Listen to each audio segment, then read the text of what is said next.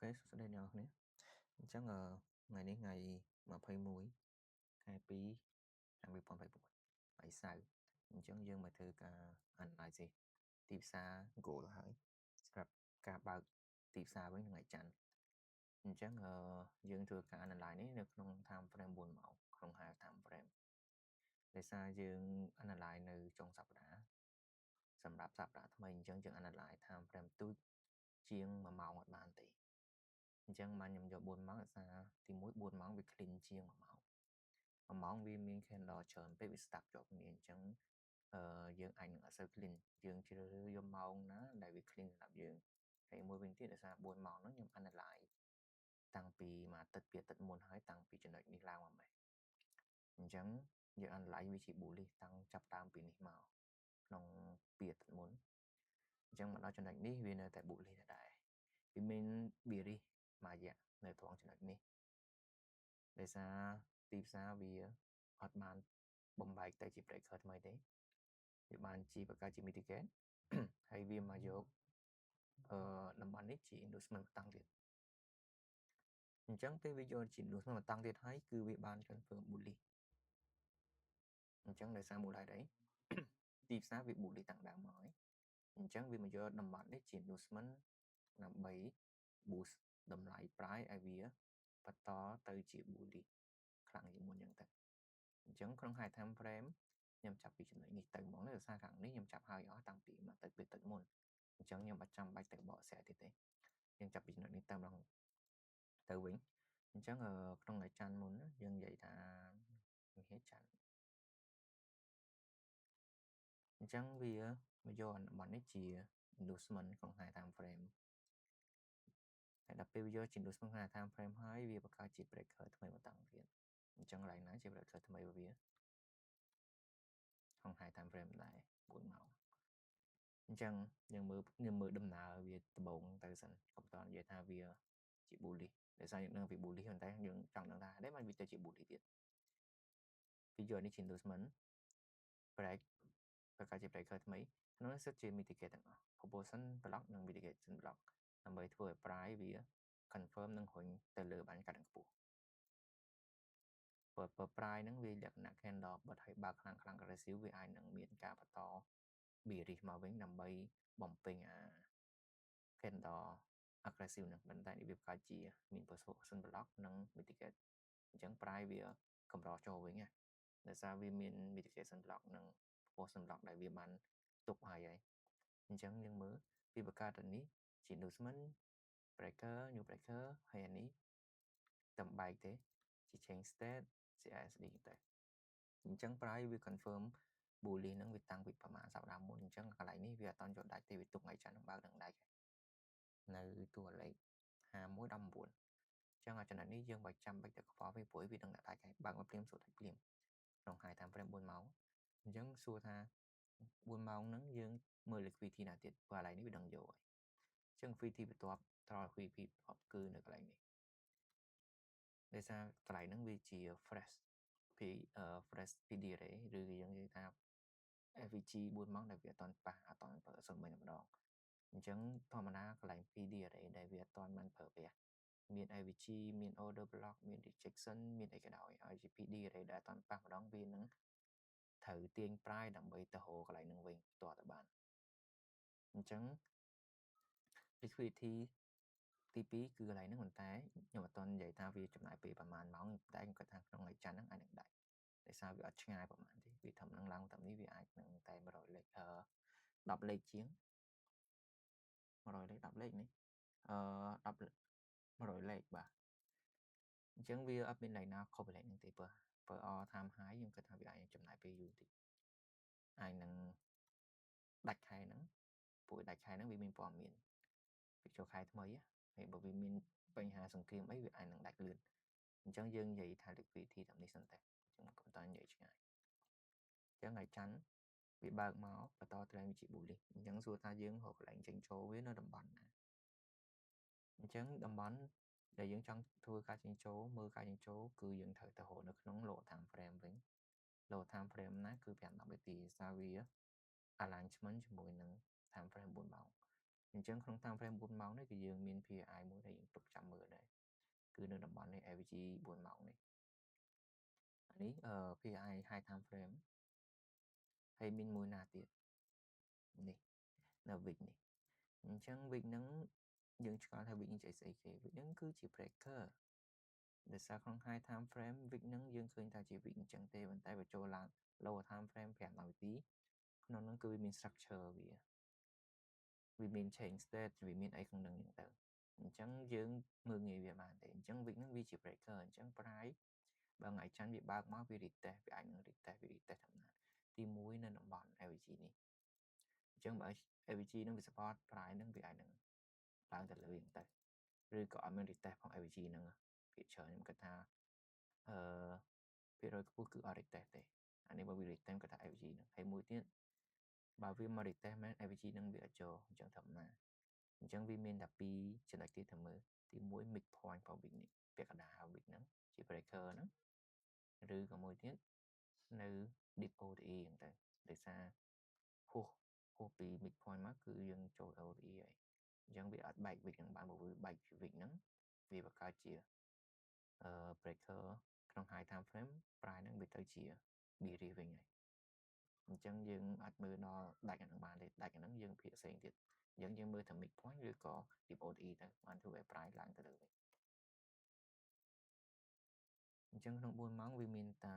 2ចំណុចនេះយើងត្រូវមើល PI វាដោយសារក្នុងនេះវាជានៅក្នុង change state ផងអញ្ចឹងបើវា retest ដល់នេះក៏វាអត់ជាបញ្ហាដែរដោយសារបើយើងមើលជា model គេអាចថា unicorn ដោយសារ unicorn វា retest នៅក្នុង AVG ឬក៏ deep OTE នៅក្នុង change state model unicorn ណាអញ្ចឹងយើងមកមើលវាអំណោយទីវិញតើវាបង្កើតកន្លែងណាយើងចង់អាចមើលដើម្បីថ្ងៃច័ន្ទយើងត្រូវយក high ផ្ដាច់បានឬក៏បន្តទៅលើដោយសារយើងមិនអាចគាត់អាចបើកភ្លាមយើងចូល buy ឬសរសេរភ្លាមបានទេបើវាមាន confirm អញ្ចឹងឡើយនេះវាជា4ម៉ោង AVG អានេះជា breaker ឃើញជា breaker ហើយមកដើមនេះគឺជា breaker នៅបើ price វាបែកដល់ហ្នឹងបានវាបើជា breaker ថ្មីនឹងទៅជា bearish វិញហើយអញ្ចឹងខ្ញុំលុបនេះចេញសិនវាជា breaker ហេតុអីមកដើមនេះឃើញវាមក split ក្រុមនេះអស់ហើយអញ្ចឹងវាមិនខ្លាចទៅជាវាឡើងទៅវិញហើយនេះវាមិនខ្លាចទៅជា new breaker ឬហៅ change state ចឹងទៅដោយសារនេះជា low របស់វានេះជាដើមរបស់វាអញ្ចឹងពេលវាពេល price ឡើងបែកវាវិញវាខ្លាចទៅ new breaker ហើយ price នេះហេតុអីវារហូតទៅលើខ្ពស់ម៉េចដោយសារកន្លែងនេះម៉ោងប៉ុន្មានម៉ោង1យប់នេះវាបានយកអានេះជា second state ទី2ដែលចូលទូទៅខាង team ខ្ញុំគាត់ចូលចិត្តថា state ទី2 state ទី2ហ្នឹងឯងអញ្ចឹងពេលវាយក state ទី2វា price aggressive ឡើងតែរហូតទេបាទអាហ្នឹងគឺ concept ពួកយើងគឺហៅថា second state ហ្នឹងទៅអញ្ចឹងបានខ្ញុំថា price ហ្នឹងវាមិនអាចបែកនេះបានវាអាចមក retest deep បំផុតនៅក្នុងចន្លោះនេះណាមួយប៉ុន្តែគាត់ថាវាអត់មកដល់នេះតានទេដោយសារ second state វាយកហើយអញ្ចឹងមុខងារវាទិសដៅវាគឺអានេះត្រូវដាច់សិនបានវាអាចនឹង retest ដោយសារវាយកហើយវាមិនត្រូវអត់ដាច់អត់បានទេវាត្រូវតែដាច់យក liquidity ឲ្យដាច់មួយសិនបានវាបង្កើត structure ថ្មីយើងចង់ trade មកលើឬក៏ទៅក្រោមអាហ្នឹងយើងមើលលើ structure ថ្មីអញ្ចឹងបានខ្ញុំថាឲ្យចាន់បើកមកគឺត្រូវដាច់នេះមុនគេអញ្ចឹងនៅក្នុងនេះបើថាឧទាហរណ៍ថាបើវា retest ដល់ណា retest ទី1ចំណុចនេះខ្ញុំគិតថាវា retest ដល់ចំណុចវាអស់ហើយដោយសារកន្លែងនេះវាជា order block មួយដែរដើម្បីទប់ price ហើយណាមួយ AVG វាបានប៉ះបន្តិចហើយនេះប៉ះបន្តិចហើយអញ្ចឹងមកវាមក retest វាអាចនឹងមក retest យ៉ាងច្រើនត្រឹមតែនេះយើងមើល low time frame order block នេះគេហើយក៏ឡើងទៅវិញហ្នឹងតែព្រោះឯពេល retest ក្នុង order block នេះបើយើងមើលក្នុង low time frame វាមាន structure ផ្សេងទៀតតែបើយើងមើលថ្ងៃច័ន្ទយើងមើល low time frame ពេកក្នុងមួយនាទីវា high risk បន្តិចដោយសារផ្សារវាបើកមកភ្លាមវា volatile ភ្លាមអញ្ចឹងវាដើរមក plate ក្នុងថ្ងៃច័ន្ទ15នាទីឬក៏កន្លះម៉ោងម៉ោង6កន្លះម៉ោង6បើហ្នឹងតិចបំផុតក៏30លេខ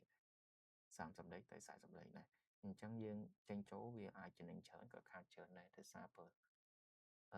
broker គេ skip pay គេទៅវា hike spread ជាងធំមួយនាទីក៏វាចង់ clean អស់ដែរតាំងពីក្រុមនេះទៅមកយកហើយអានេះវាអត់តន់យកទេប៉ុន្តែវាអាចនឹង SMT អញ្ចឹងវានៅអានេះមួយវាទុកចោលអញ្ចឹងថ្ងៃច័ន្ទហ្នឹងបើថាយើងមើល low time frame មួយនាទីនេះ អ្វីដែលយើងចង់មើលបើវាចុះមកអាច sweep ទាំងពួននេះហើយឡើងទៅលើវិញទៅមកអញ្ចឹងឬក៏វាអត់នឹង sweep ទេវាឡើងទៅលើដាច់នេះហើយបានវាក្នុង high time frame វាមាន AVG មួយនៅកណ្ដាលនេះវិញឬក៏ candle នេះមកជា AVG នេះវាអាចនឹងចេះអញ្ចឹង candle បន្ទាប់បាក់មកដាច់ហើយបានតែ AVG ហ្នឹងវាឡើងលើវិញឬក៏ valid AVG ហ្នឹងហើយបានវាប្រកាសជា structure ថ្មី short term bearish មកតំបន់ណាមួយរៀង deep វិញអញ្ចឹងទៅអាហ្នឹងបើយើងមើល lower time frame ថ្ងៃច័ន្ទយើងពិបាកវិភាគពេលព្រឹកឡើងដោយសារទី1វា volatile ខ្លាំង aggressive ខ្លាំងយើងវិភាគទីផ្សារ PD array ភាគច្រើនគឺអត់ប្រើការទាំងអស់អញ្ចឹងមកជាទូទៅថ្ងៃច័ន្ទខ្ញុំប្រាប់អ្នកនរគ្នាឲ្យ trade មិនម៉ោង10ចាំ trade ដោយសារពេលម៉ោង10ទីផ្សារវាបានបង្កើត4 candle ថ្មីហើយចាប់ហើយអញ្ចឹងទីផ្សារវាលែងសូវ volatile យើងអាច trade ដែលស្ងប់ស្ងាត់បានអញ្ចឹងវា clean ជាងអាពេលទីផ្សារដែលអត់ទាន់បង្កើតអីសោះវាអត់ទាន់ដឹងទិសដៅវាទៅណាវាអត់ទាន់ correction ហើយទេយើងមិនអាចចេះថាវា bullish ហើយយើងនៅតបាយទេដោយសារពេលខ្លះក៏វាមាន retest ឬក៏មូលហេតុអីមួយដែលធ្វើឲ្យសារវាអត់ដូចការគិតរបស់យើងអញ្ចឹងដូចតាំងពីចំណុចនេះមកយើងគិតថាវា bullish ហើយសុកវាអត់ bullish វាអត់បែកពេល violet នេះមួយមកអត់ support AVG គឺវាបង្កើត structure ថ្មី mitigate មកដាច់ low វិញឯងអញ្ចឹងទីផ្សារយើងមើលអត់ឃើញមុនទេយើងមើលគឺมันអាចបានមើលឆ្ងាយបានទេយើងមើលបានត្រឹមចិត្តទេអញ្ចឹងក្នុងថ្ងៃច័ន្ទយើងមើលhigh time frame 4ម៉ោង PI គេមាន2ទេ1កន្លែងនេះបើវាមក test ទី2ក្នុង week ជា breaker បើក្នុង low time frame 1ម៉ោងគឺយើងអាចមើលបានដែរវានៅតែម្ដុំនឹងដែរទេឃើញនៅតែម្ដុំនឹងទេហើយវា10នាទីខ្ញុំចាប់ហើយវាអាចនឹង retest ដល់នេះទីចុងទី2យើងថានេះទី1ទៅចានេះទី2អានេះវា deep ពេកហើយវាអត់ retest ដល់ហ្នឹងហើយវាយកនេះសិនបើវាយកហើយវាអាចនឹង retest ដល់ហ្នឹងមិនដល់អាហ្នឹងយើងគិតទៀតសំខាន់យើងដឹងថាពេលផ្សារបើកវាអាចនឹង retest ដំបូងគេឡើងនេះអាចនឹង retest មិនប្រកាសថាมัน retest អាចនឹង retest ឬក៏អត់ចឹងទេយើងគាត់ដឹងថា liquidity វាត្រូវយកដំបូងកន្លែងណាអាហ្នឹងទី2កន្លែងណាហើយនេះ